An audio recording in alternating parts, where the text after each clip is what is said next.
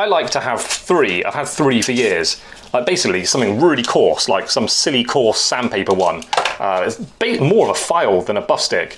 One thing you've got to be careful with, sandpaper, these little bits of grit, sometimes you get one that stands out more than the others around it. So you can scratch lines on things quite severely. So be careful with them. Like they have their moments, you can see I just file plastic and plaster, all the other little things I get up to. This is my go-to kind of silly one for that.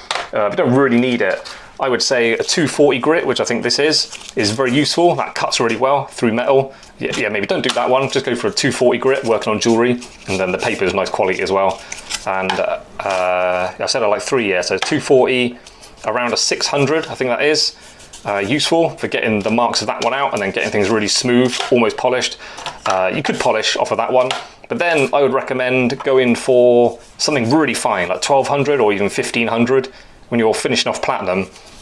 If you do loads of buffing with this one and then move to this one, do loads of buffing on this one, you're really getting all the marks out for getting platinum really nicely polished. So I like to have 3 just because it enables me to really be confident I'm getting metal really shiny. But do you need them? Not really. If I was going to choose one, probably just go for the middle one, 600. Cuts quite well. If you keep fresh paper on there, they'll do everything really. Maybe a bit more work than normal to get rid of some deep file marks, but it will do it. And also, it's not far off being able to polish out quite easily this kind of finish this leaves behind. So just one buff stick. It's this one.